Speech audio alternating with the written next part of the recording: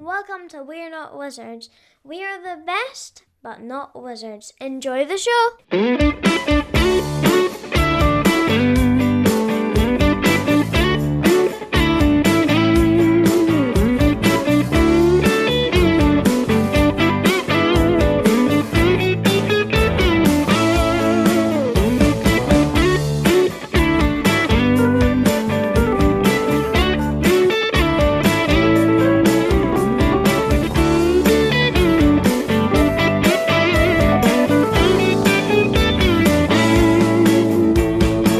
It's like, do you know what? It's like... I'm the most not tired after a UK Games Expo I've ever been.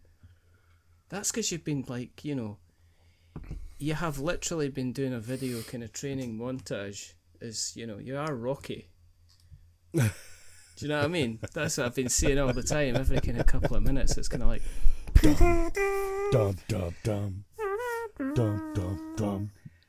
Dum, dum, dum. It is. It's like you're doing the kind of the lifting weights and chasing chickens around the yard and stuff like that. So I'm not surprised when you walk away from UK Games Expo.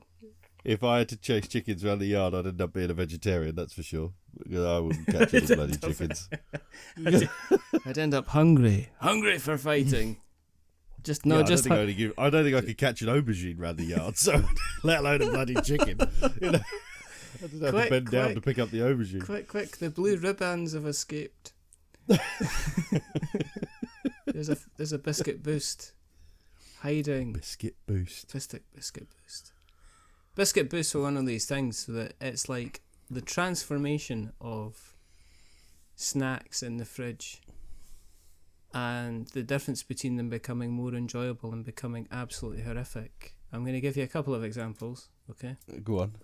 Biscuit Boost, absolutely amazing if you put it in the fridge for a bit, because like the kind of the toffee interior, the caramel kind of solidified, so you were able to bite off all the chocolate, and then you're left with some kind of caramel tube, and then you're able to slowly... You're the same as my wife. She puts anything chocolate based in the fridge, and I'm like, so it tastes less of what you put it in there for. Yeah, but then on the other side of it, Kit Kat or Whisper. Whisper's one of these things you don't put in the fridge because if it gets too hard, it becomes a hazard to the old teeth. Kit Kat's the same. Yeah. I'm old. My I can understand a Kit Kat. I can understand a Kit Kat. Kit Kat. I can understand a Kit Kat becoming a little bit lethal. Yeah. It'd be very easy to get the chocolate off the outside of the wafer then. Because they're kind of really easy. They come as like room temperature. They're kind of like really, really easy to gently strip off the chocolate. You can't have them on too warm a day because then we've all remember our days at school where you got like the pack lunch and your parental units had decided to stick like a chocolate bar like a Kit Kat in your lunch bag, essentially putting it inside like a silvery aluminium bag, and as the day hotted up, you eventually ended up with a sealed bag of kind of like melted nonsense. There was no way of eating that. No, yeah. Do you know why a Kit Kat is sort of the only cannibalistic chocolate? What do you mean by cannibalistic? It's kind of like cannibalistic. What do you mean? So do you know what the inside, all of the inside, outside of the chocolate, the whole wafery, chocolatey bit, do you know what that's made out of? No. Apparently, it's made out of mismolded Kit Kats. They like blend it all up, and it gets put into apparently so. I need to confirm this. The chocolate. So that chocolatey wafer thing is made up of mucked up Kit Kats. The chocolate outside is fine.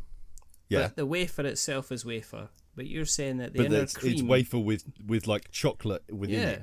And you're like saying that is literally like... So I've heard, and I've heard it many times. I'm sure I even heard it when somebody was like, no, it can't be. And they looked it up and they were like, oh my God, it actually is. It kind of makes us want me to go on a quest to find, is that generally the creamy filling in most things? Is that what it does? Is it just like they add a bit more cream and they just mush up what there is? Your eyes are down. Are you checking? Are you falling? You're either two things. You're falling asleep because you're very tired. No. Or... Did Did you ever wonder what the inside of a Kit inside the wafer? Okay, so it's within the wafer. Yeah, right? yeah, that's what I thought. So Yeah. as it turns out, every break of a Kit Kat bar is its own little Kit Katception. The wafers are filled with other Kit Kats. That's so weird. That is so. But that now does beg the question: right? Which came first, the Kit Kat filling or the Kit Kat? Because you can't have made the first Kit Kat if you didn't have mucked up. But they had loads of mucked up Kit Kats because they were testing the Kit Kats. So they're like, just grind them up and we'll put them inside the way. There was a capitalism discussion to say, right, it makes perfect sense. You can have this chocolate sauce cream, and it costs, to do 1,000 bars, it costs 15 quid. Or what you can do is we can take the remnants of all the Kit Kats, and that'll cost 27 pence per 1,000. And Mr. Capitalist went, I know which way I'm going to go. Are we recording this comedy interesting gold? Yeah, of course we are. Oh, good. It's fine. I would hate for people to not know this. People need to know this. People need to know. I've not even put. I was going to put the backstage stuff. There you go. Timed. Right. Okay. Done. Right. Okay. So, do we even bother doing an intro because they know it's us? I mean, it's becoming like once every 3 or 4 weeks. Let's do it. Let's be professional. Let's be professional. Okay. For what? Well, you do the start because I'm always been doing the start. It's about time you do the start. Why you can't put that pressure on me all of a sudden. Is that because you're tired? No. Right. Okay. He says drinking a coffee and having a can of Coke ready. Exactly. It's going to be like Nightmare on Elm Street Part 2 when they're all in the asylum, the kids' asylum, and they're like, there's generally like somebody putting spoonfuls of coffee into like a can of Coke. Are you one of these people who drinks coffee at night? Or are these people who I don't drink coffee after 4 o'clock? No, I kind of do. I occasionally do. There's a story about this, which I'll dive into in a minute. But anyway, welcome to We're Not Wizards. My name's Richard. My name's Luke. And this is my feet are really sore. The UK Games Expo thing. So what's going to happen, right, is basically I'm going to go away and I'm going to play Horizon Zero Dawn Forbidden West on the PlayStation for about an hour. And in that time, Luke's going to tell you all of his adventures that he had in UK Games Expo. So I'm not sitting here in a jealous green rage because every single time I'll be like, I can't believe you went. I mean, look, my phone's jealous. This is the colour of my phone. It's jealous. Jealous. Anyway, right, yeah, coffee. Right. So, it's an interesting fact with coffee is that am I one of these people that has been on the cusp of going about and drinking coffee until all hours and then going, I couldn't sleep, and then stopping drinking coffee, and then discovering that stopping drinking coffee or any beverage didn't really make much of a difference anyway, right? So, yes, that was the case. What I did discover, though, is that I read somebody just went, do you find yourself kind of feeling really, really tired and not having an awful lot of energy, but also at the same time, no matter what time you go to bed at night, you feel you can't really kind of get to sleep and you wake up in the middle of the night, and regardless of what you do. And I was like, yeah, that's me. And it's like, oh, you could be missing vitamin K. So I've been... What's got vitamin K in it? Vitamin K tablets. Or is that one where you just have to take the pill? I don't know. I'm pretty sure there's probably something like kale or something like that. Kale's got... Are we going to Google? I'm going to Google it. You Google it, right. I've already Googled all the facts and history of Kit Kats. I might as well Google this. You might as well just absolutely mess up your Facebook kind of stream is going to be absolutely wild. I think kale's probably... Green leafy vegetables such as broccoli and spinach, and very likely, I would imagine, kale. Kale's probably got vitamin K in it. But I do cruciferous vegetables. I don't know what that is. That's things like Brussels sprouts and cabbage and stuff. They are cruciferous vegetables. There is a popular kind of myth, and I don't know if it is a myth or an urban legend, that basically says that Brussels sprouts, cauliflower, broccoli are all part of the same kind of plant, and it's just cruciferous. and it's just like depending where you get your bits from, that's where you get your actual kind of vegetables from. And that also that technically broccoli is a man-made plant. Is it something that it wouldn't necessarily exist in nature, and that it's only really kind of exists because it's been kind of made engineered? That's probably the case for quite a few vegetables, though, isn't it? Well, I don't know. A lot of vegetables that are bastardized versions of whatever grew in the wild, and of I would imagine. That's why your journey. When you journey and you sit down for 5 minutes to yourself on your great white telephone, and you occasionally look at kind of like these short videos, you get these like, this is what fruit used to look like, and they do like pictures of like banana used to look completely different from what the banana used to look like now. In fact, it's like all these weird facts that now swim about my head, like the banana that we have today that all bananas come from is like from one specific banana, and it just kind of like is relative of all these bananas, and there's all things like that that basically how they've made kind of fruit and stuff like that. So we like to educate you on this show. We don't like to. Do you know what? I've got this gamer chair now. Can you see it? Do you see my gamer chair? Like, I've sat in a gamer chair. You've got in your gamer chair. I've not. This is my son's with my little cushion. This is my son's gamer chair, and I'm thoroughly enjoying how comfy it is. And it just, nice. But it's got these like little sidearm rests that have got buttons, and my ADHD is not going to let me flip and stop pressing. Do you know what I mean? Halfway through, I'm just going to sink into the ground as like I just start kind of play. Will you just leave stuff alone? No, I can't. The reason that we're talking about food is because there's absolutely nothing to talk about in terms of board games. That was going to be the lead-in, but it just sounds ridiculous because everybody knows it was UK Games Expo this weekend. I've already alluded to the fact that Luke went there with Elliot. Hey, I did. I was going to say you should actually get him in here and just have him saying hello and saying whether or not he had a good or a bad time, but I don't know if that would be. I'll do that next time. We can do that next time. We can do that next time. Because did you go all the days? Did you just go both days, or? No, I went. So usually for Expo for me would be going up on the Thursday. At some point you arrive like Thursday afternoon, and I'd leave. I usually kind of leave somewhere in the early afternoon Sunday because I'm usually well and truly done by then, and I'm knackered, and I miss the kids, and I know the dog's been not eating because it hasn't seen me and stuff like that. But this time, so I said to work, I was like, well, my plan is I'm just going to go on Friday, and I'm just going to go. All I'm going to do is just going to go around like all the people that we've worked with, just say hello, see how everybody is, And I did a few sort of sales meetings and stuff like that. But I tried not to book many meetings in, And then I drove all the way back from Birmingham Friday after everything shut, and then me, Elliot, and my mate Steve and Ian went all the way back again on the Saturday and had a thoroughly lovely day. Steve and Ian, one person, or is Steve and Ian? Steve and Ian. Steve is one of his godfathers, and Ian is a very close friend of both of ours.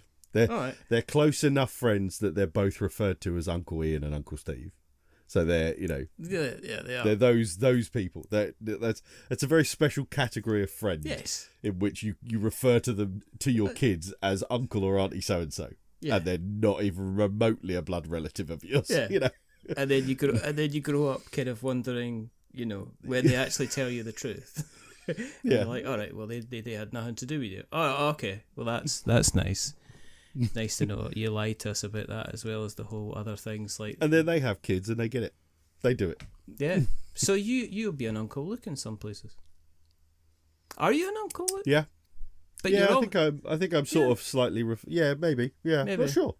You need to check that, because I'd be saying, like, I'm not being funny, but it's only because I'm like a pernickety type of person, that if I went round to somebody's house and I discovered that they were just calling me Richard, whereas when they came round the house, my kids were calling them like Uncle Phil or whatever, then you'd be a bit, like, put out. I've Hang on a minute. I've got title. Exactly. Yeah, where's my title? You got status in our Yeah. house. Coming round to you, I come round to your house. I'm nothing. What's that all about? I need See the what I landed gentry. Don't get official kind of stuff. I don't get to take them to the zoo now. Then I'm not paying for anything if I've not got official title status. How far are you from Birmingham? Takes about. The traffic and everything was very, very kind to me both days. Never even hit a jot of traffic. Wow. Just stuck the cruise control on at just over 70 miles an hour because calculations, and sailed there in 2 hours and 10 minutes, door to door each time. That's all right. That's not too bad, is it? That's not too bad. That's like a podcast and a half. Yeah. And do you know what I listened to? What did you listen to? I listened to, first of all, I listened to, on one of the trips, I listened to 5 Games for Doomsday. He spoke to, I think it was Carl Fung or Lung.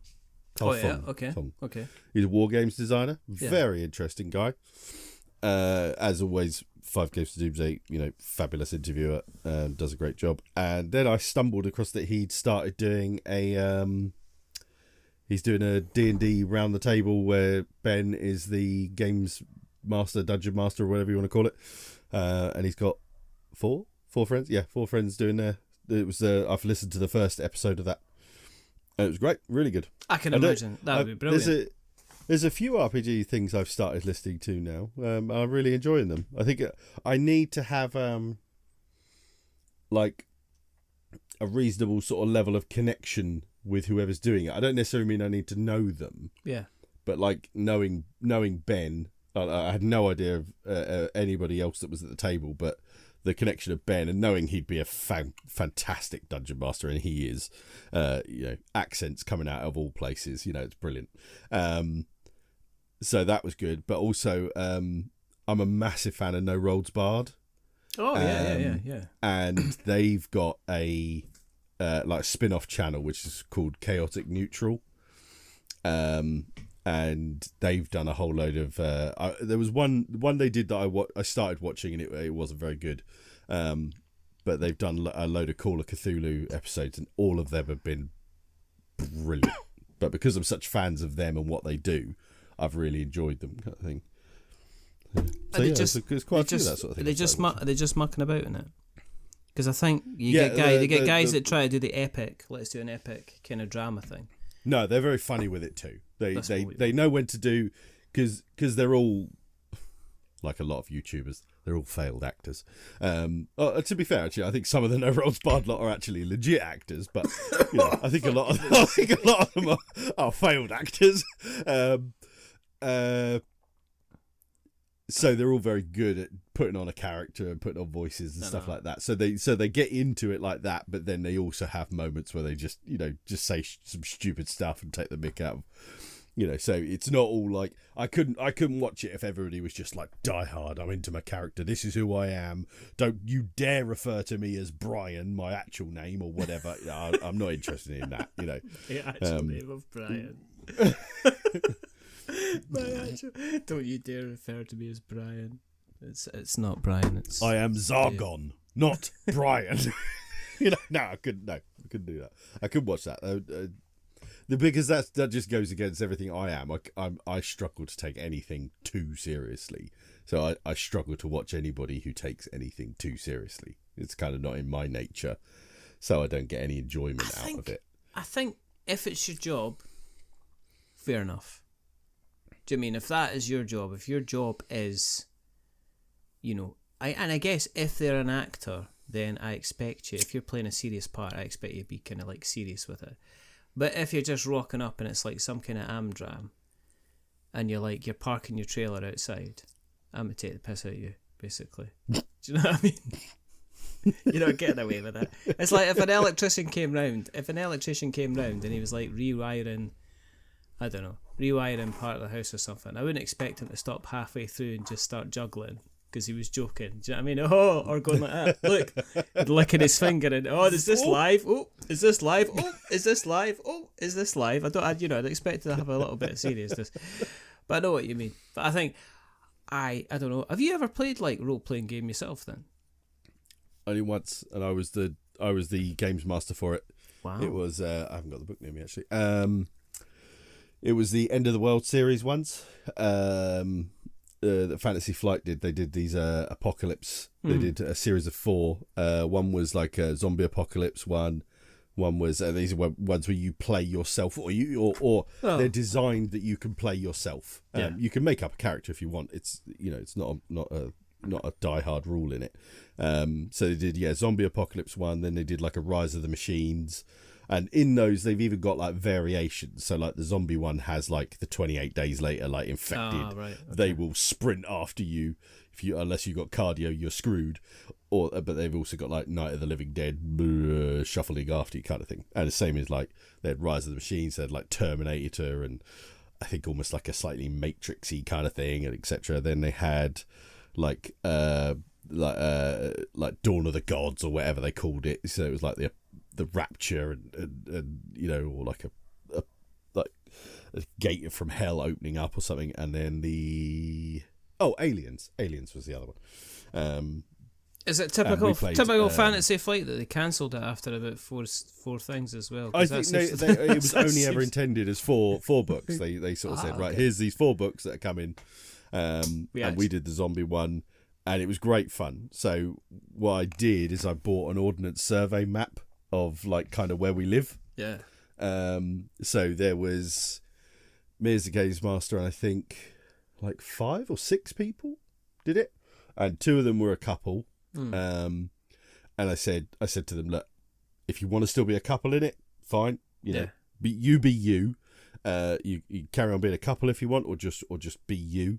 And then the other thing we said was like family, kids, all that.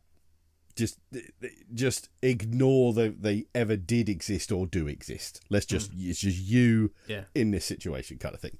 Because that's the big sort of dilemma. Is just like, oh, Lord, what would you do in the apocalypse? Like, well, where are my kids, or where's my mum and dad, or where's my sister, and blah blah. So we just said, let's just take them out of the equation, and it's just and one of the cool things you could do as well, you could decide, do you start with the apocalypse, like you're driving home from work and suddenly something weird happens, and the beginning of it, or do you start 5 months into the apocalypse and everything's gone to shit, and you're already starting to try and survive kind of thing. And I think we did it where it had already started. It was like a few weeks in, so everybody knew there were zombies. That was the thing.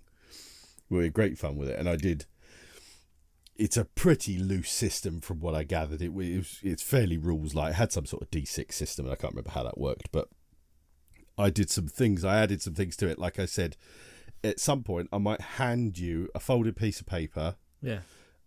You could read it. You could tell anybody anything you like. You could just tell them exactly what it says, blah, blah, blah. You could just never show it to anyone. Right? So it's just what's on it comes from you, not them officially saying, oh, yeah, it does say that.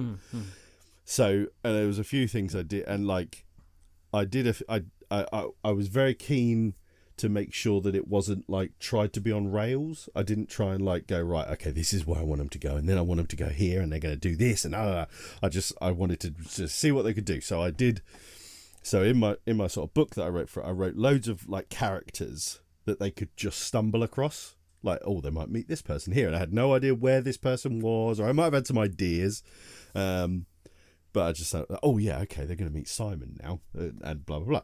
So, and then like at some points they were hunkered down in this building or whatever, and they said one of them was like on watch or whatever, and so I just handed that person a bit of paper, and it literally just said nothing.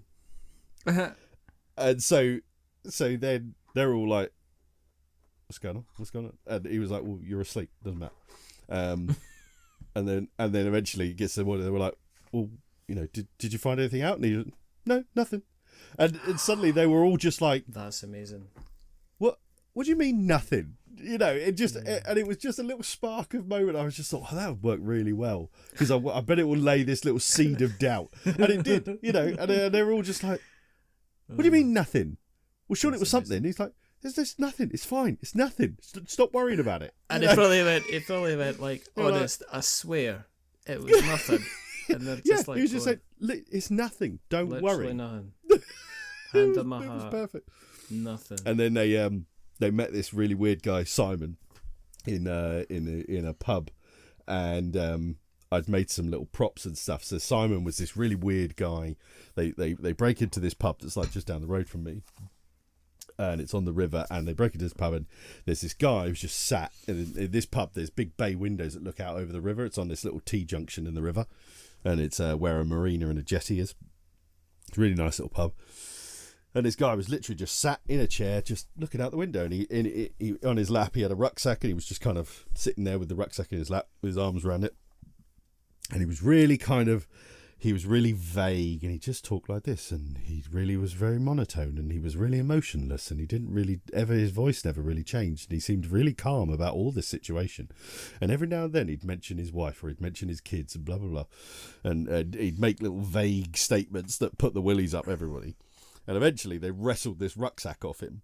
My friend, who is like a die-hard, she's a master's degree level woman, very intelligent woman. She's like a marketing executive, did a master's in feminism in the modern world and all sorts of things. She's an extremely intelligent woman.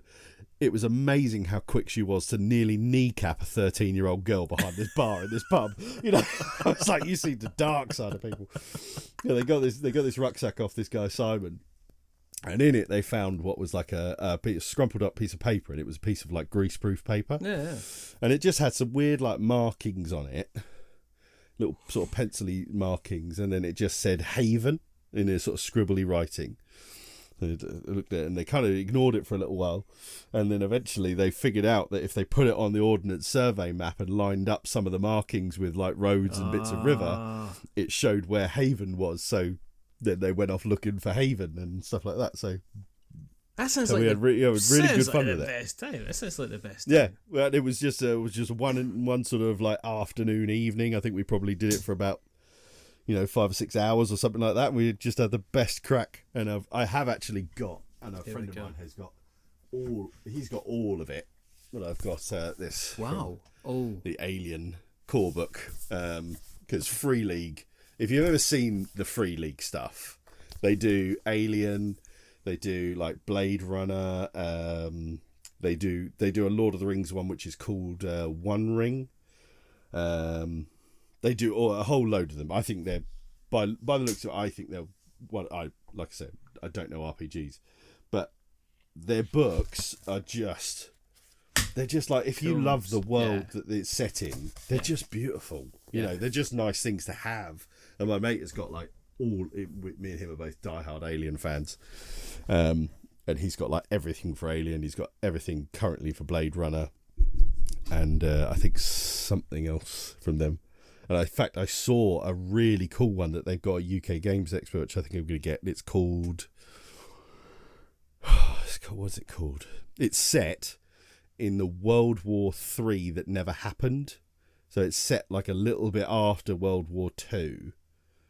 And just they had it all sort of laid out on a table, and they had this really cool like map, and then it looked like it had like military encounters where you kind of had it looked like a chits war game, proper little hex encounter war game. Yeah. So I think I might pick that up at some point just because it looked friggin' awesome.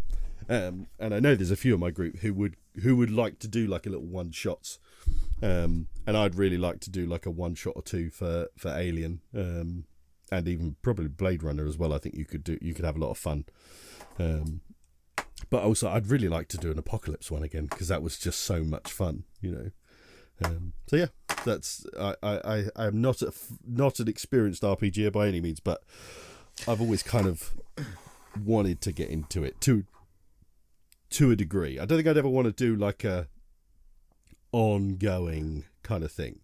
I think RPGs sing to me in a one shot or maybe a 2 or 3 session one where you just tell a bit of a story, you do a bit of an adventure, rather than I think like, I mean, as admirable as it is where you hear these people who go, oh yeah, we've been doing this same campaign for like 11 years. I'm like, Jesus Christ. I mean, There's got to be. It's got to be like those episodes of like Stargate where it's like it's a 21 episode series and you think, well, only about 7 of them actually told anything of the overarching story. There was all this filler crap, and then there was the reminiscing episode, and where it just looked back and did cuts from all the old episodes. It's like you can't over all that time have been having absolute banger sessions that were just unreal kind of thing. There's got to be a lot of filler crap in there kind of thing. I think they need to be like 30 minutes of fun. Because I am involved in a campaign that's been going, I think it's maybe 3 years now. Jeez, but I mean, surely, talk to me about what's gone on in those 3 years. So what is it? What setting is it? It's like a Blades in the Dark setting.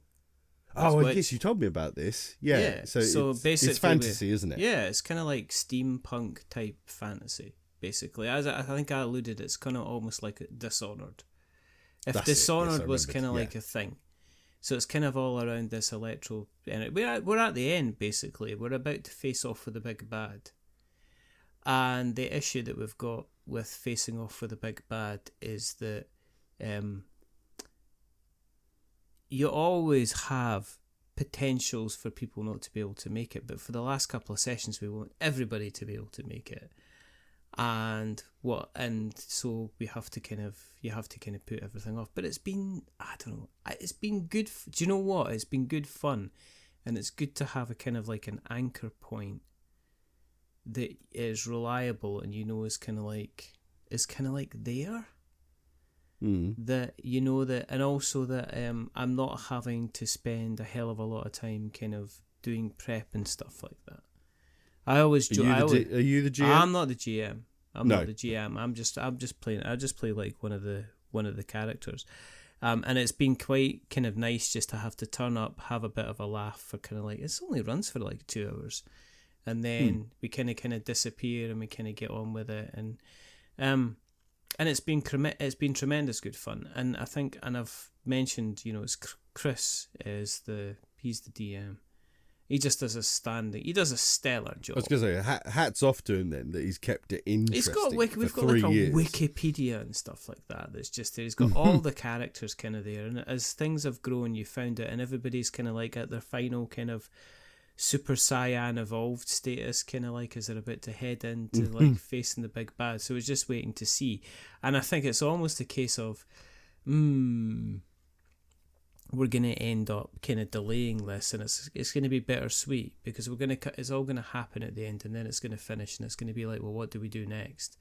And then it's a case of, do you have a break and do you drift off, or do you start into kind of something else? I don't know. I'm not.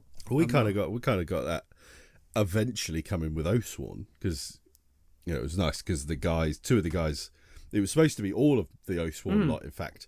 That were going. There was supposed to be a third friend of mine, Summers, who was going to come, but at last minute he realised he'd double booked something, and he just couldn't do it because it was a thing for his daughter. So absolutely could not. Priorities had to take place there. So it would have been, and it was nice because the two guys who are part of that group as well, they got to meet Jamie Jolly at. And we had a good chat with Jamie, and we just showered him with love and said, we're absolutely fucking loving it. It's so good, and they were all, it's just like, there's every session we're just like, at the end of it, we're just like, or at the start, or when they're on the drive home, then we've had some campaign game that we tried, and we were just like all a bit like, like, can we be bothered kind of thing. But we've just never hit that point with the Oathsworn at all. In fact, we're like, I can't wait for next week. What's going to be going next, sort of thing. So it was really nice for them to be able to, give Jamie that love and, tell him face to face how good it is. And then he showed us his new game, which looks freaking awesome. But I'll get to that when we talk about UK Games Expo. But so yeah, we we're only just got over the halfway point, so we're about to start Encounter 13 or Story of 13, yeah. And so we got 9, including this one. We got 9 encounters left, and I wonder what we'll do at that point. I have got other campaign games we could play, but I think we'll definitely take a bit of a breather. Just like a palate cleanser. I think yeah, you need, just I have think, some I regular think you game need nights to. and, Yeah. you know. I think the issue is if you've taken part in something and it's been absolutely amazing, that if you jump back into something else straight away, you can't help but compare and contrast. Oh, that's a good point. Yeah, what's that's happened a really before. good point. So, if the combat system's slightly less elegant, or if the storytelling doesn't make any sense, or just some base mechanics kind of interrupt the flow of the game and take you back out the game, so you're checking stuff and things like that, I think you can be like, you can be ending up kind of being overly critical of stuff that you've done. So I think it's sometimes good to kind of take a break and. And also again, blowing smoke up Oathsworn's arse. Whatever it is has got a bloody high bar to try and get over, because Oathsworn's just ticking every box. Is, other than like some really niggly little silly things that I could try and complain about. I mean, they're arbitrary at best, kind of thing. So whatever it is, it's got a hell of a hill to climb for us to go, to not compare it to Oathsworn, or even say like, oh god, this is actually even better than Oathsworn, I wonder if we potentially ask Jamie to come on and defend himself. That'd be a very good idea. Very good idea. We shall. I think we shall do some investigations to I don't know that. if I've ever heard of him going on a podcast or not. I think we I should. think he's ever been on anything I listen to regularly. No, we could do that. I could go around his house and record it with him. You could, yeah. You could stream in, because he's only down the road. Well, there you go. Just give him a shout, and we could just get it sorted out. Yeah, obviously, I think in potentially the next couple of weeks, we're going to have good old Seppi coming back on again. Bloody Seppi. Bloody Seppi. It just turns up. I haven't spoken to him for a little while, actually. That'd be nice. If you're not, we've got, I said. And I think the last time I spoke to him was... Oh, no, I have spoken to him since. I think I had a quick call not long after we last recorded. Run the other direction. Stay away from him. Everything like that. He just keeps stopping up. I just haven't. I need to get back to him and say, right, okay, this is when we're going to potentially kind of do something which is fine. In terms of it's really funny because we're doing our usual 36 minutes in, or 38 minutes in, or whatever, and we've not been speaking about UK Games Expo, which is like fucking big going. We want to know about your coverage. It's like we're not professionals, like I was gonna call them by their rubbish, their piss take name, Polyhedron Collider, but they're like the Benedict Cumberbatch of the kind of the board game kind of media world, in that you can put two words together, and as long as it's PC, then it kind of works. So I always call them Pokebumwank Colander. And and it kind of does the same thing, I think it kind of gets there. But they were talking about the UK Games Expo coverage, and they obviously do like kind of very, very good coverage. They're been known as the Top Gear of board game media. However, there is 4 of them, so they're taking the piss a bit. They're not really, and I'm just wondering which one's Jeremy Clarkson. But they obviously had a plan, because Rory had like a sheet where he'd highlighted people he wanted to see. Now, when you were doing your prep for UK Games Expo or UKGE or Expo or whatever, had you had a plan, or would you just like let's go along and see what's shaking? I did. I had like a vague plan. Like I kind of went through the list and was like, oh, okay, cool, so and so's there. Okay, cool, so and so's there. And then I just went to the far corner of Hall 1 and just snaked my way all the way through it. And there was, like I said, there was a few meetings I booked in, so I had every now and then I'd hear some weird noise in my pocket and go, oh, it's an alarm. Oh, right, that's it, because I've got to go to see so and so. All right. So yeah, I just like I said, I was just trying to just get round. And there was still a few people I missed because they were, when I got to them, they were talking to somebody or they weren't there or whatever. Yeah. So I didn't get to everybody, sadly, but I got to a lot of people, which was great. And it's always nice to see people that you don't even necessarily have ever had a video call with. You've only ever emailed them and something like that. So it's nice to be able to sort of say hi, and it's amazing. It's amazing how many hugs I get. It's very lovely. It's quite a nice. You're quite huggable, I think. That's true. I mean, I am something you look like. I look like you want to have a hug from it. You look like you're going to get a good hug. It's a possibility. Give a good hug. That if when we meet again, and there is a when is instead of a if. I might cry, actually, if you give me a big enough. I might actually just let it, some kind of big emotional kind of dam-breaking moment end up flooding. As long as that's the only lip release. I might be like, what's his face in Austin Powers? Just go, sorry, I farted.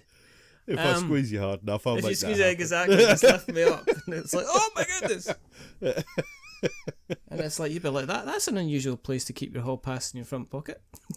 It's like, it's nice though, because like there's a lot of hugs I get that I know I'm going to get a hug. Like, do you know Conor McGooey?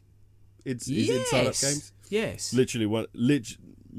If I had to rank people, he's in the top 3 in the industry. I love the man dearly. He's an absolute sweetheart of a guy, and I've been very lucky to spend time with him outside convention time. I've met all of his family, and his family have met my family and stuff like that, and they're all beautiful people, annoyingly beautifully Canadian people. And I love the fact I got to see his kids again this time, and all of them come up and give me hugs, and Connor gives the best hugs. He's a fantastic hugger.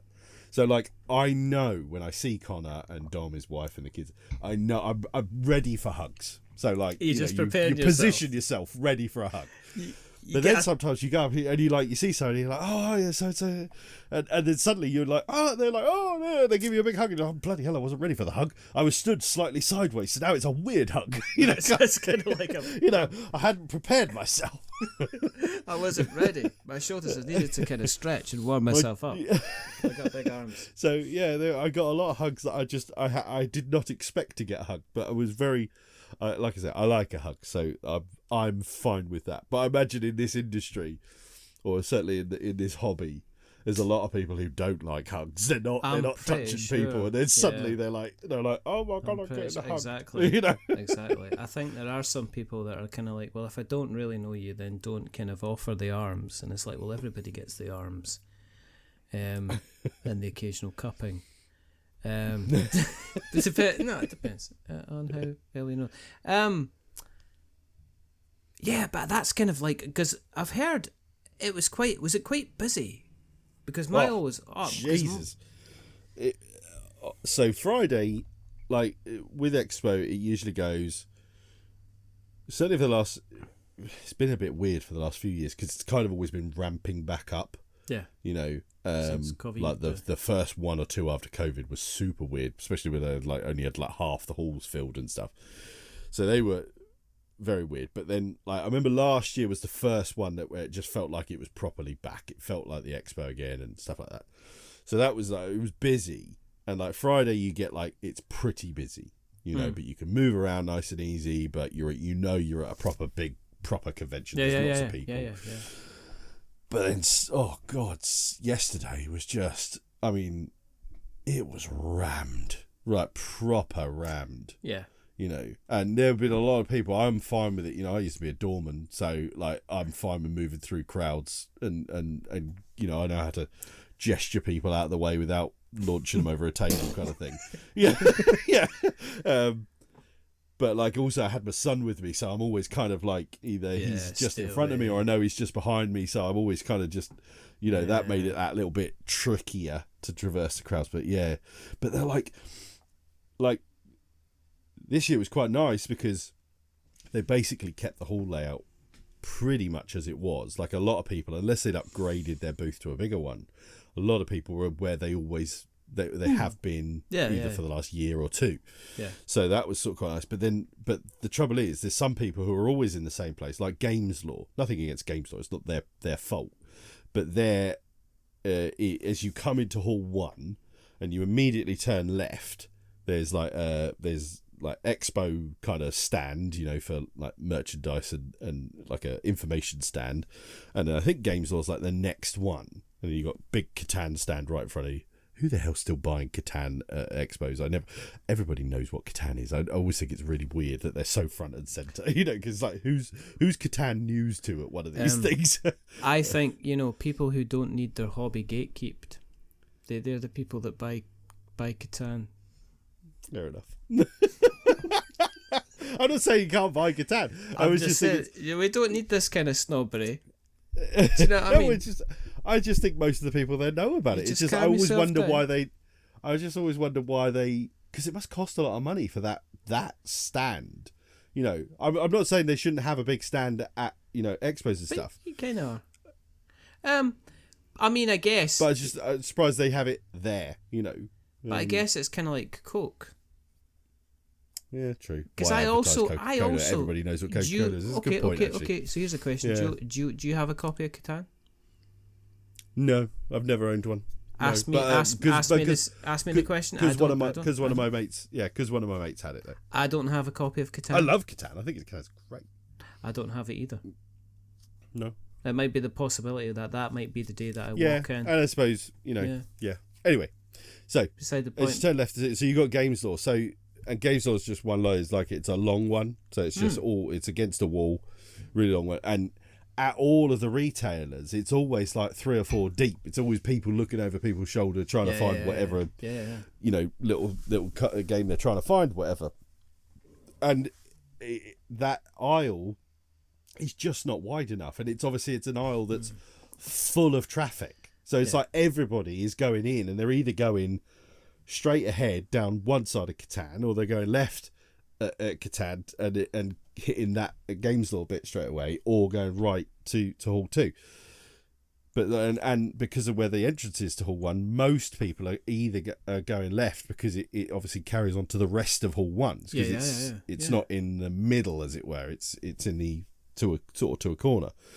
So it's just such a ridiculous choke point. Like when we were leaving, or we were sort of getting ready to leave, and it was a case of, is there anything anybody, and it was like, let's just go back to so-and-so, and we did that thing of like, let's cut across one, because you could see that it wasn't as busy over there. Yeah. Because you were just you're about to walk up to Games Law, and like certain bits, like, I mean, all of it was pretty busy, but there's certain bits where it was just like, it's like standing in a queue. It was like you could barely move. Yeah. And if you struggle with that environment, there'd have been a lot of people who really struggled with that environment. Yeah.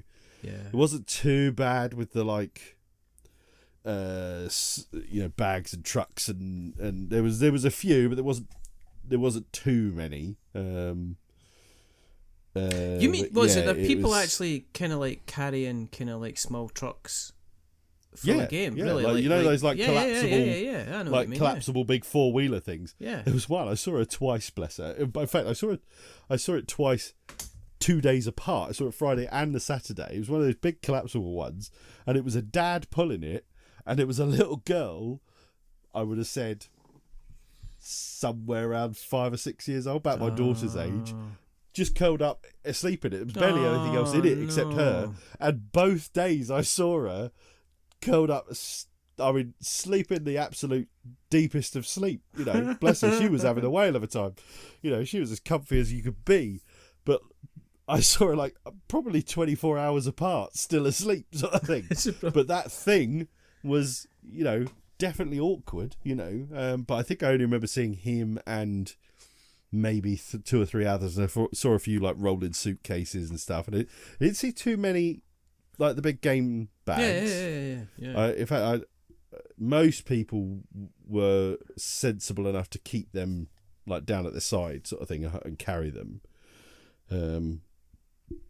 But I think it was so busy that most people were aware that they couldn't have this frigging great thing hanging off their back, kind of thing. even the most socially unaware people were aware of that. At least that's how bad it was, Because you do get these people that look like the old women out of Labyrinth. The ones that have got literally the entire house. They look like Howl's Moving Castle. Exactly.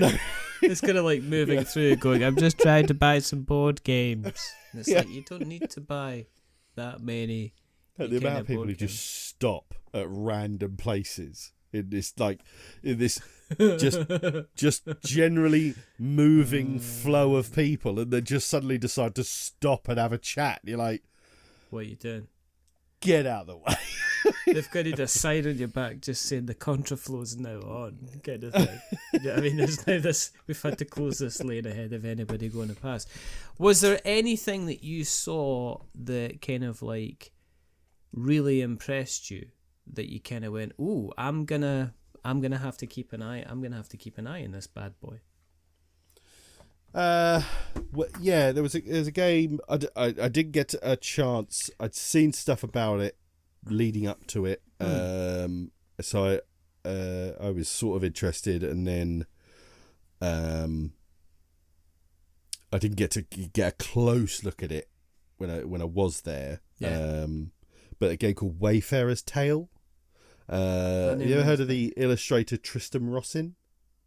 No, but we can Google him. He's done a lot of games. He's a really, really good illustrator. He did the I think it's like Pebble Harbour or something like that. It's called. I'm gonna find it was a really nice sort of family game that came out, and he did Mariana Trench, which is a really nice little solo game. He did the artwork for that, but I think he's done the artwork for Wayfarer's Tale. Really cool illustrator. I really like his style, and he seems a very nice guy. That game looks really nice. Then I suppose, I've got to talk about Avalon. So Avalon from Shadowboard Games, which is the Jamie Jolly and team, creator of Oswan. Avalon is the next game in their thing, coming to crowdfunding somewhere in the next, I think he said like 3 or 4 or 5 months, something like that. And he had 2 beautiful, basically production copies, 3D printed minis and stuff, but the everything was, in fact. Oh, here we go. I have here. Here we go. A promo of okay. Excalibur with a gold embossing, which he very kindly gave my son. Which you stole off your son? No, I was putting together the minis for him and priming them earlier, and it was in the bag, and I was like very conscious of making sure it wasn't just get lost in a bag for existence. So I thought, I'll put it up on my desk where it won't get lost. So Avalon is a very cool setting. So you have this kind of big round board, but it's made up of like sort of orange segmented jigsaw pieces, and it starts off. It's all very light blue and cloudy, like fog of war kind of thing. And you eventually, as you explore, you reveal these things, and like within these things there'll be the legendary artifacts, or there'll be mythical beasts. And it's an asymmetrical game where you are one of 4 factions. 2 of those are revealed at the moment, which is it Morgana? Is that Morgana the baddie? Yeah.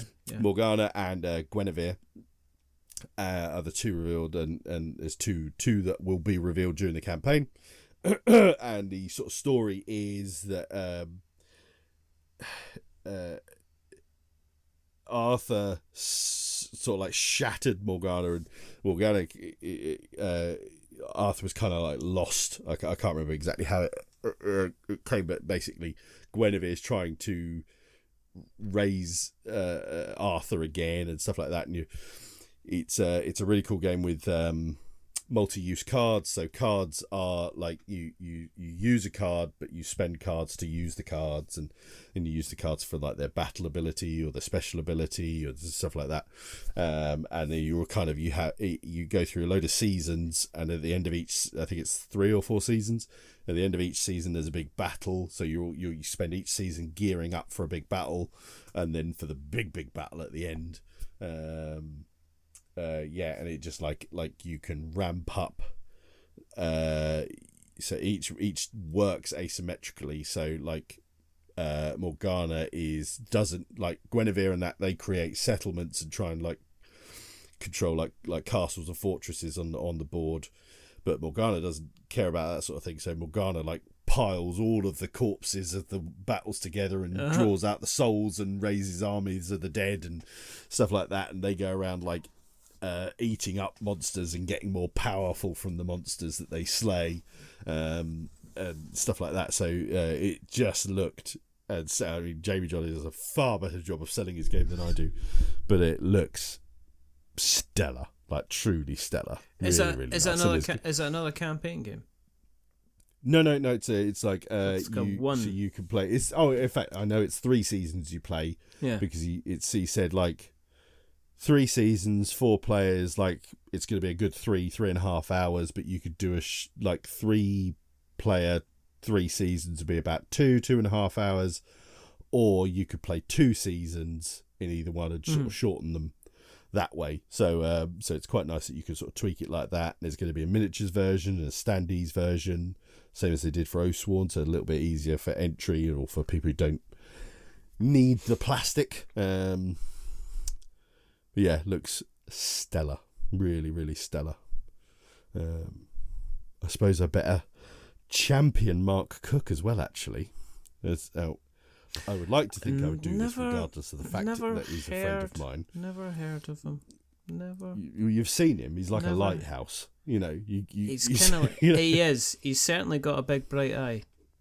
Yeah. Hey, see, bright eye games. Like you like that? Here you go. He's like a cyclops. So yes, with a Mark bright Cooke eye. of Bright Eye Games fame. Yeah. So he had 2 games release at Expo, which was great. 2 little games. One is Sumo, which is a 2-player trick-taking game, which I haven't had a chance to have a play yet, but it was a case of either of these games was 12 quid or both of them for 20 quid, and I told him to put 2 aside for me before the Expo started. So, Cool. And then the other one, which I have played, is called Takuri Taking, and it's a very unusual picture because it's got that one at the bottom there. It's got odd pictures of dinosaurs drinking sake, because apparently dinosaurs love sake. Don't get me wrong. So in this game, up to 4 players, I think it is. Although he said there's no kind of real reason you couldn't play 5 players. You have a deck of cards, and on those cards, on the back of the cards is a sake bottle, and it has 10 to 1 in little layers on it, and you get dealt a hand of 7 cards.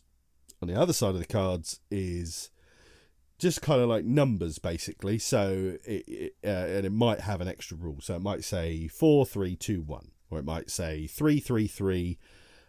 All players pass a card to the left, or it might say 7, 7, 7, something like that. Yeah. And what you do is everybody gets dealt 7 cards, and you choose one of those cards, you put it face down in front of you so it's showing the sake bowl, and you get a little wooden stick and you put that on the 10. And everybody's drinking sake and passing sake. So then you play a card. So you can either play a card from your hand face up for the numbers, or you could play it face down to put another sake bottle down. Yeah.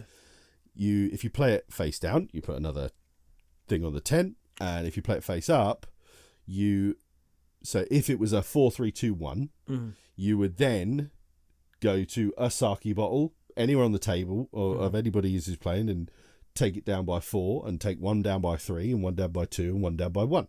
And you can only ever play a card if you can achieve the reduction of all of those numbers spread across. You can't do any bottles more than once. And if you get a bottle down to 0, and it's got to be exact, so you can't take a bottle that's on 2 and use 4 on it to take it to. You've got to use 2 on it. So if you take it down to 0, you get that bottle. If you flip it over, and if it's just a normal card, you score it. Yeah. Or there might be a dummy sake bottle. It just means you don't score it. So you could kind of use up other people's sake bottles, and then basically you start off with, I think it's like 10 of these little discs. Although that was a little promo thing for Expo. Usually you just have a bit of pen and paper. So then the scoring is, for every bottle you scored, you get 1 point. For every bottle you have in front of you that is 3 or more, you get -2 points. Oh, okay. So say I then got -1, and say you scored in that round. And a round ends when nobody can play any more cards. And if you can't play a card because of the numbers, you have to put it down in front of you as a bottle. So at the end of the round, you could end up like, oh crap, I'm going to put a bottle down that I know is going to get me -2. So I scored -1, and say you scored 4, then everybody gives the person who scored the most points, everybody gives them discs equal to the difference between each other's score. So if you scored 3 and I scored -1, I would give you 4 discs. Wow. And a game ends when someone busts, and whoever has the most at that point wins. But it's a fabulous little game. Like, really, really great little game. Really cheap. I don't know when Mark's going to have it like more available. He sold out, I think, on the Friday, I think. I think he might have sold out a Sumo as well on the Saturday. I'm not sure. But then he had another game to show that I'm really, really excited by. It's called Kuri or Kauri, which is a tree native to New Zealand. Yeah. And this is kind of a little bit root light.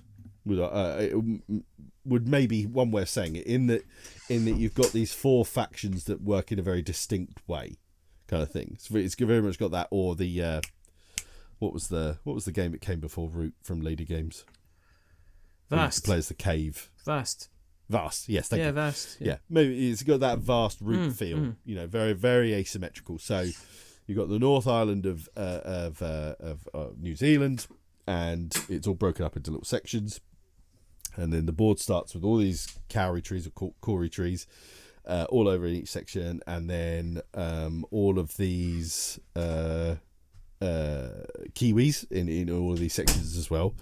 And then a human, and then if you're playing 4-player, you have the Maori as well. So they've each got 1, and the Kiwis are scoring points at the end of the game for the amount of Kiwis they have left on the table. The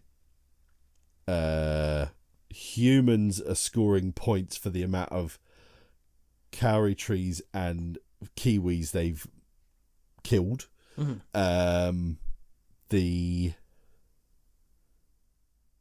Possums is the other one. Possums near the humans as well. Yeah. I was thinking the trees aren't a faction. What's the other faction? Then the possums are getting points, I think, for the amount of possums. I forget how the possums work, actually. Then the Maoris are getting points for the amount of settlements that they've made. So like the humans go out first cutting down trees, then eventually they become like aware, or however it was described, they have the good relationship with the Maoris, so then they start hunting the Kiwis. Then whenever there isn't whenever there's nothing in a section, like a tree's been knocked down, then the Kiwis die because there's nothing for them to hide. So I think then the possums come in, or whatever. So, but do a terrible job of explaining it. But it looks stellar, like really good game, really nice artwork. Looks really cool on the board. Nice little wooden pieces for all the various bits.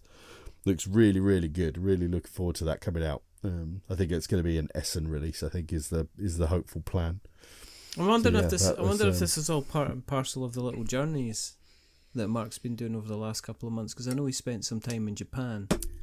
So yeah, I think I was certainly assuming that Takuri or Dinosaurs Love Sake, as I call it, and Sumo, I think is probably something to do with that, at least. Yes. But yeah, he's got some really good games on that line now. He's getting a hell of a nice catalogue. I think him. And we kind of need. I don't know. We kind of need that. Yeah. A nice little kind of. I mean, we should have him on. We should have him on eventually. No. No. No? No, because do you know what? Because he's too bloody good at the old podcasting thing. Because you and him, this is what it'll be like, right? Right? What have I done wrong? No, this is what it'll be like. You and him used to hang around, and you used to do the kind of the Facebook group Oh yeah, we quizzes did. I always and stuff forget like we did that. You I did that. You completely did that. forget And we it was did like that. it was almost like. Do you know what it would be like? It'd be like when it would almost be kind of like, I guess, Bob Mortimer when he's joined in Would I Lie to You, and then all of a sudden he's okay, and your man, what's his face, Vic Reeves Vic Reeves then turns up out of nowhere to join the show for like one evening. So who are you in this? Who am I? I'm probably you're the host. What's his name? chops? Lee Mack. Rob Brydon. Am I Rob? No, Rob Brydon's the host. I'm Rob Brydon, am I? Yeah, you're. I'm so does that lovely. make me Bob Mortimer and him Vic Reeves? I think so, yeah.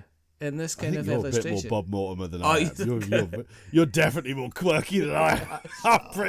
I'm pretty up the middle, mate. So what are you? Are you Lee Mack then? In this kind of thing, or are you that other guy? You probably. that David boy that's like? No, I'm definitely not. As anal as I can be about things. Well, I didn't know But I that. suppose I am. I can be very one way about things. So maybe I am a Maybe bit, you am. David. What's his face?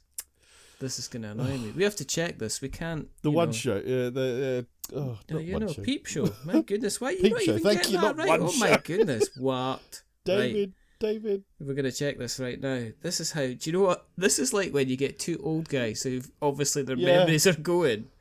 Kind of like I think trying to I'm remember. probably somewhere between David and Lee Mack. Yeah, I think so.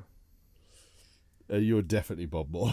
And definitely David Mitchell, isn't it? Mitchell and Webb. David Luke, Mitchell, isn't it? thank you. Yes. It's yeah. almost like Mitchell and Webb, isn't it? That's probably more likelihood. It is more probably like Mitchell and Webb.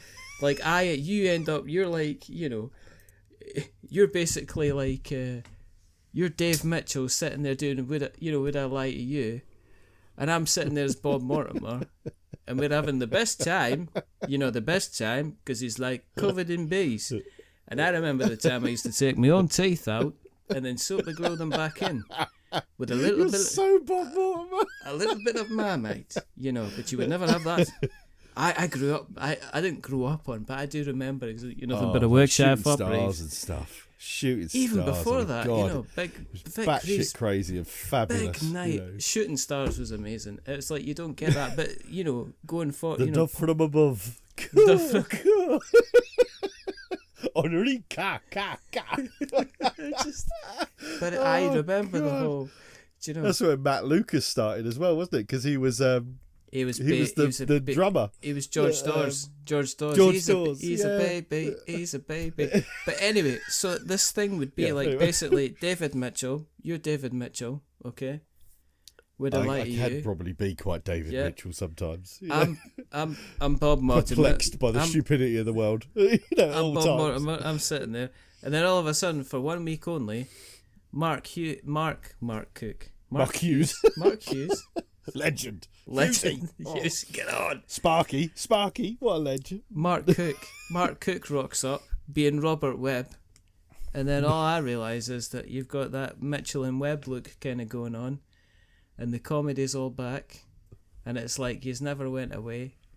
They're the ones that I genuinely keep forgetting that me and Mark did all that stuff. You did all that. We did so You did all much of that. it. You did all that. You're typically like the guys that turn around and go, "Are we the bad guys?" Yeah. Do you know what I mean? Oh no, we're not the bad guys. Are we the bad I've got guys? skulls on my uniform. I think I'm the bad guy. Anyway, so Skulls don't say good guy. You don't say that. I think we need to go to the bunker because that'll end up well. So that's what I'm worried about. It's obviously kind of like going against my kind of my ongoing kind of insecurities in life, which is absolutely fantastic. Oh, one other game that was a nice one. There's the new from Hachette and I know whoever it actually comes from. It's Corridor Pac-Man. That's I've played Corridor once ages ago. That's a good, fun, abstract game. Real good. You're reading my mind. My mind is being read by you because I was going to mention that because I knew that Flavian, who wonderful, wonderful man. Can we just say how just absolutely beautiful human being? He's such beautiful in human general, being. just such in general, such the. You know what I mean? He's just. God damn, he looks good in a Pac-Man suit. I mean, a suit literally, looking like the screen of Pac-Man. Two-piece suit. He looks bloody good in it. I tell you. Did you want to eat his pills? No, no, but I gave him a bloody good hug as always. Did you? Of course, you gave him a good. There's a few people who I literally just I'll just go like, right, before I go do anything, I'll go boom and boom and boom and just. I could just. Because I know they're going to be so busy for the rest of the weekend as well. Yeah. Flav is super busy, over things these expos. Yeah. So I know there's the chance that I'll get to see him and just have a quick catch up and check the world as well with everyone and have a bloody good hug. So Flav's like one of my first stops. I will always go. And I can just imagine you going up to him and squeezing him. And he ends up like a ghost in Pac-Man, just being like a set of eyes that end up going back to the spawn point before he comes back again and he's kind of thing. I think. Yeah, but the Pac-Man corridor looks great. Well, sorry, we demoed it. It was great fun. It's really good. Corridors is so much. How does it differ? So from the way it normal works corridor? is, so you. We played it without adding walls to it, which it definitely I think needs because Pac-Man otherwise he could move too freely. Yeah. So you start off with essentially a ghost. You've got 4 ghosts at kind of like the north point of the south and the west and the east point on the gridded board. You start off with a load of walls set up, I think, in a standard way. So we demoed it obviously, so it's kind of all set up ready for us. Then there's a power pill in like each corner. Not quite corner, but nearly in the corner of each bit. Pac-Man starts in the middle.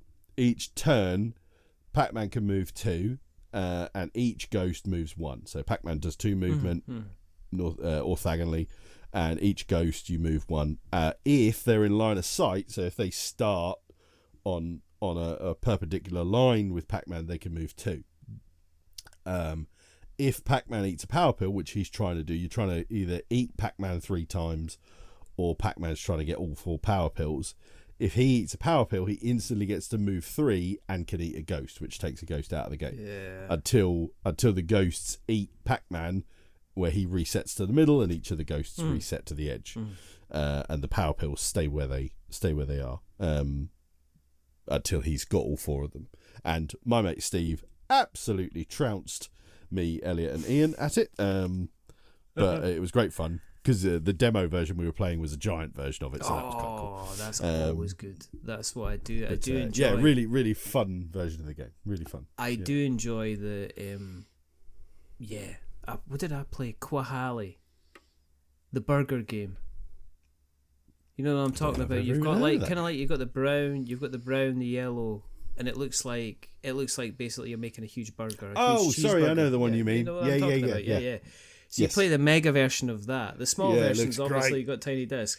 The big version, it looks like you're working in like McDonald's or Burger King. Because there's the real temptation to kind of like as you're playing, just pick it up and go, does this actually taste?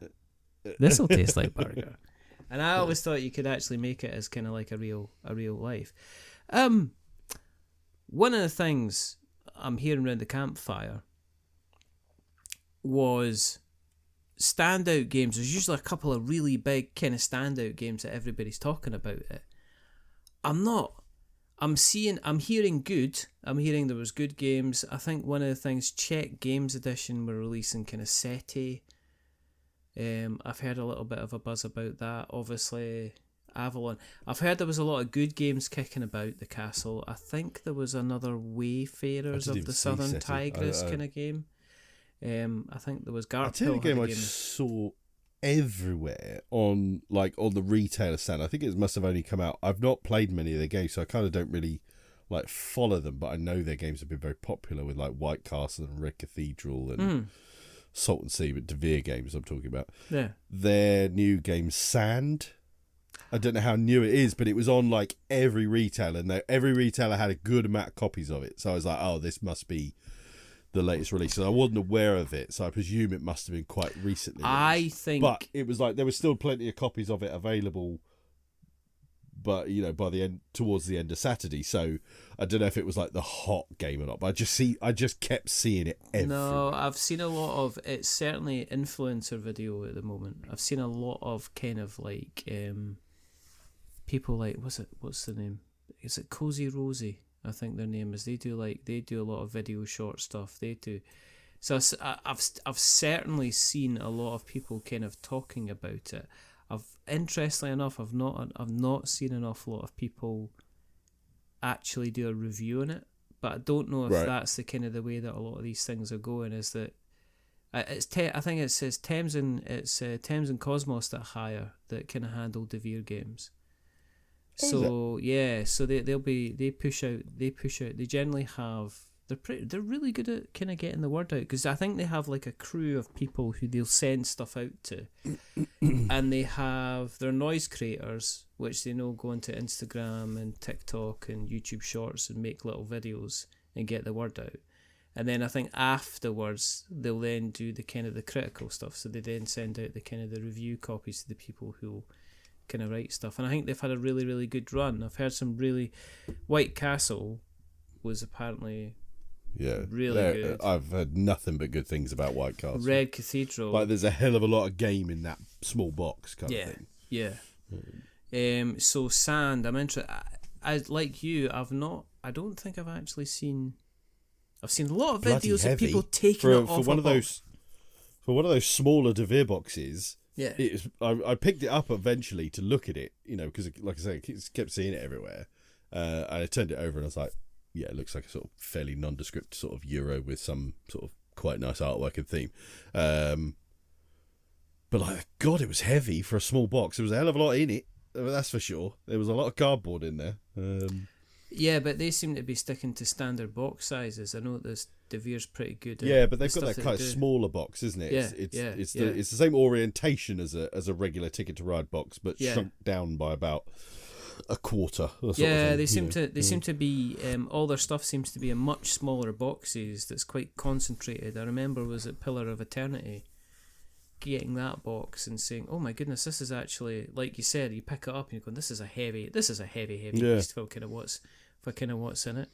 But I'm just Sand was one, but I didn't really hear of anybody game of show kind of stuff. And in previous years I've heard people kind of like going, oh, did you try this, did you try that, and everybody's ended up picking up a particular copy of a game. I wasn't aware of anybody sort of saying, oh, I didn't manage to get a copy of so-and-so that sold out. There wasn't, from what I gather, anything that was like blowing the market away, or like there was people sprinting to get, and I presume the only one was Dinosaurs Love Saki because it sold out so quick. But I know he only had like 50 copies or something like that. That's a pretty good job. I don't know if Hashi were starting to actually sell games on the stand. They had their own stand selling. They've got a massive stand and they had an actual sales bit. I know. I said, let's see. Even this is a little bit of a highlight because one of the things when I said to Flav, I was like, oh, what's your hot one that I should pick up? And it was Lutz. He was the one. He was like, oh, this is really good. I didn't actually get it in the end, but it did look very nice, like a nice little game. But even Hachette didn't look like they had anything that was like, oh, you gotta get this. Like last year, it was Acropolis was the Hachette game. Stomp the Plank as well. I mean, Stomp the Plank. Stomp the Plank's great. Stomp the Plank was great. Dude, they had a giant Stomp the Plank, and we meant to play it after we played Blackman Corridor. I just realised we completely forgot, but it looked friggin' brilliant. I'm gutted we didn't do that. Now that I'm thinking about it, that'll be amazing. Stomp the Plank's fabulous. I remember they had like After Us last year, and they had Stomp the Plank and Acropolis. Or maybe Acropolis wasn't last year. Maybe Acropolis was the year before, actually. There's a new version and there's an expansion to Acropolis coming out. Yeah, I saw that. Yeah, which will be interesting. Well, and expansion for World Wonders, which I'm looking forward to as well. Actually, it's basically more World Wonders. Just more Wonders. It's only a small box. Just got like 10 more World Wonders in it.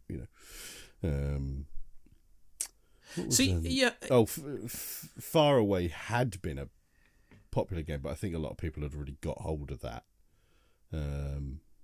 I've got it. I've still got it. I've got that Aircon. I mean, I think that's a kind of a 2-3 month one, I think, isn't it? Yeah. I mean, that's been a March one that's going to go, and I think everybody's looking for the kind of the September stuff. I'm not entirely sure. Are you having a break this week from playing games? Are you still going to be kind of on it? Are you got Oswan? No, I think the plan is still to play Oswan on Wednesday. Yeah. Ooh. Yeah, I think that's the plan. So hopefully me and Elliot can get in a game of Rumble Slam as well. I saw the I don't often use the word obscene, but there was an obscene number of Rumble Slam purchases. Yeah, some of them were his. Did you literally just go up and say? Well, TT Combat are very clever. They're very clever. Right. Okay. Very, very cool. Did they actually pick the card? They always put it in they always do pocket? event exclusive games for a start. Right. Okay. So, not games. Sorry. So they had an event exclusive. They will come eventually, but so they've got another game called Carnivale, which is set in this cool Venetian, old Venetian fantasy where there's a like a rent in time and space has opened up and everything's got a bit weird and fucked up. And every now and then they do a little crossover team. There's do you know what Punchinella is? Yeah. Like that kind of jester of it's like Venice thing. They did like a Punchinella wrestling team, which used to be one of the old exclusives. And then this year they did a Carnivale one, which is there's like this faction in Carnivale he's kind of like Dr. Frankenstein. He like sews things and people and stuff and monsters together.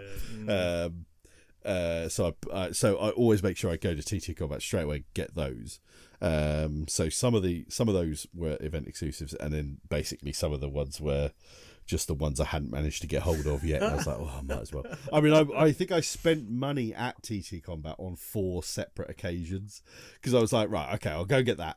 So I was like, got the event exclusives. So I was like, okay, cool, go stick them in my bag and stow them away. And then I was like, right, carry on, get on with work. Got to work again. And then eventually I come back round near TT Combat and I'm like, I'll have a little bit more of a look. I haven't got that team yet. Yeah, I'll pick that team up. I might as well get the superstar that goes with that team. Okay, so I went. I just could pick up the other one, couldn't I? I suppose I could get that. You might as well. And then they had a new. Elliot had decided he really wanted to get a luchador team, and there's the luchador team that they had out originally. It's called Lord of the Rings, and it's a load of little Hobbit luchadors. Yeah. And so they not only just recently released a new set of luchadors, and I thought, okay, so they're quite new, and they didn't have many copies of them. So I thought, well, okay, I haven't got them yet. I've got Lord of the Rings, and there's a few copies of them, so I'll pick up the new one. So just in case it's sold out tomorrow when he gets here, and if he actually wanted it, I've got it and he can have it. Yeah. So I was like, so we're prepared. Yeah. Well, he still decided he still wanted Lord of the Rings. He could have had either one. There was still a copy there. So I've got the new one. So yes, I did. I need to get this. I need to get this. I need to get this. You do. Yeah. Or when you come to Aircon, I'll make sure I bring it with me and we can play it. That'd be fantastic. We got to make sure that's definitely going to happen. You're going to continue with Swan this week then? Yeah. Yeah, that's it's certainly the 2 lads that were with me. They were all free for Wednesday, so I just need to check with Summers if he is free. What are you going to play? What are you planning to play this weekend? I'm thinking of learning Moonrakers. Doing a bit of negotiation in space. It's a bit of negotiation in space. A bit of negotiation in space. It's a bit. I haven't got around to playing it yet. It's apparently very. It's Ivy Studios, so it's their usual kind of high, ridiculously good very good production values. But they seem to do quick sugar because they're quite impressive because they seem to be one of these companies that are like, we're going to put together a how to play video, we're going to have an actual play session video, we're going to do a really good rulebook video, and the actual quality of the games are pretty good as well. And the games themselves seem to be pretty good. Some of my friends, I tried a bit of Mythic Mischief. Yeah, that's pretty solid. My friends tried to play a 3-player game and bounced off it a little bit. But Mythic Mischief 3-player. Yeah. I wouldn't play it 3-player. Nah. I'd play it 2v2 or 2v2 1v1. or 1v1. Yeah, I don't think it works as a kind of a 3-player because you've got to have one person off against kind of 2 teams, and I don't think it works. So potentially going to get some more Moonrakers, maybe a bit more Star Wars Unlimited because I'm not loving it. I'm liking it in an awful lot. My gonna obviously been. I was wondering when you were going to get to this. At least now I know that you've opened it. Look, it's opened. It's been out on the table. It's all punched. It's all been ready to play. I have been going through the rules. I did look at Gaming Rules, Paul Grogan's kind of 7-minute video on how to play it, and the dice mechanics and everything seem absolutely fantastic. So good. So that's another one. It's hard to get your head around it though, isn't it? That first bit I can't remember what it was like to read it because that was so long ago that I first ever read it. But I know when I explain it, I'm like, I just do example rolls. Like I'm like, it's not because it just doesn't work like anything else. No, it's not. It's like very much a thing of its own. Roll 5s. Okay, I've rolled 2 5s, so I'm going to roll those 2 dice again. And if I get a 1 on one and if I get a 4 on the other, that means I've got a 9 attack and a 6 attack. That's simple as.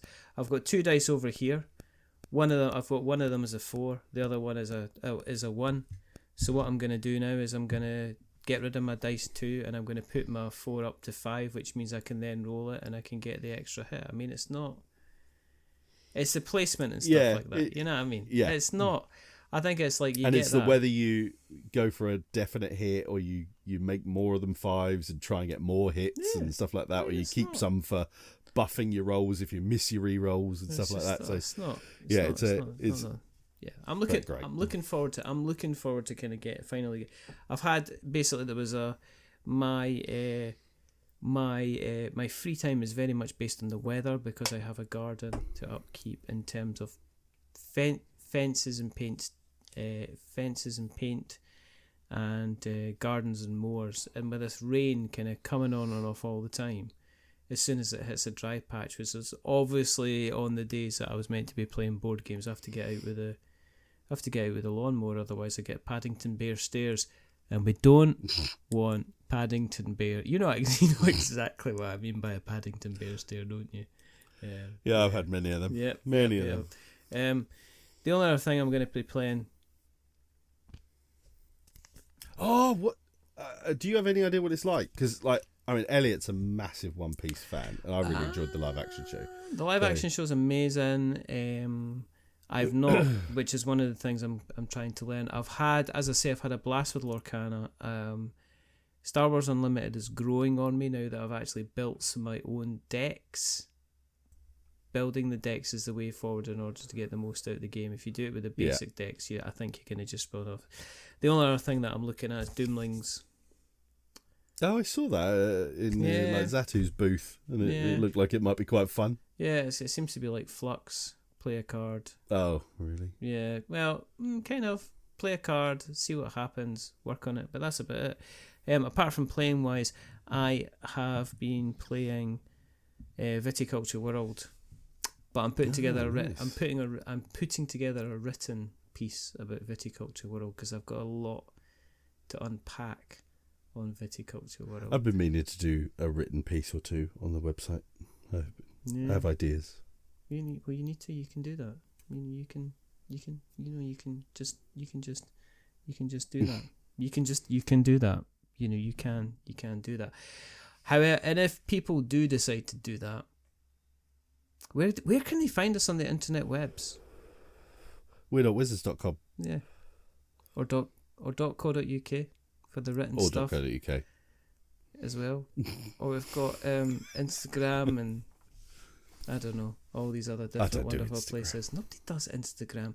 Apparently Google. I haven't got a nice enough arse for Instagram. That's what you got to do with Instagram, isn't it? I'm going to find out when I hug you. Oh, it's good. It's good for grabbing. It just doesn't have quite the aesthetics. I think, as you get older, you appreciate what feels good when you hold it as opposed to what looks good. There's a big difference between the two. My wife has always taken the mick out the fact that I don't have an arse. And then I don't have one either. Powerlifting and when you start powerlifting, you're doing like 140 kilo squats. You get an arse. Do you? Yeah, like that. Yeah, I've got some junk in my trunk now. Yeah. Is that why she's calling you the boiled egg smuggling boy now? Is that what she's doing? Is it Patsy and absolutely fabulous? She goes, she had buns like 2 boiled eggs in a handkerchief, basically. So there we go. Fabulous. But go to the various different faces bright and early for the daily races. If you were at UK Games Expo, I hope you had a fabulous time. If you were at UK Games Expo, then make sure to jump on the Facebook page, we'renotwizards.com. No, it's not. Facebook.com/We're Not Wizards. You'll find us. That's the Facebook page. Just jump on and comment. And, for goodness sake, somebody comment, making us feel lonely at the moment. It's not like that. It's all fabulous and all good. But it's time to go and disappear off into the nether. Into the nether? Speaking of bums again. So, remember... So it's a goodbye from me. It's a goodbye from me. Remember, stay safe, roll 6s, make something awful, and stay spicy. Until the next time. Goodbye. Ta-ra.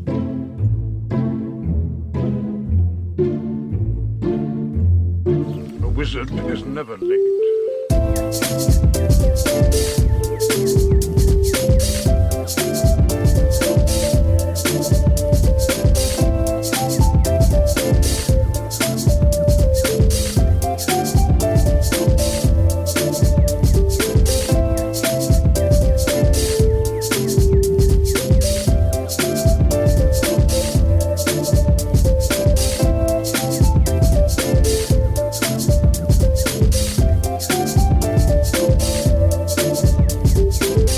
Nor is he early. He arrives precisely when he means to.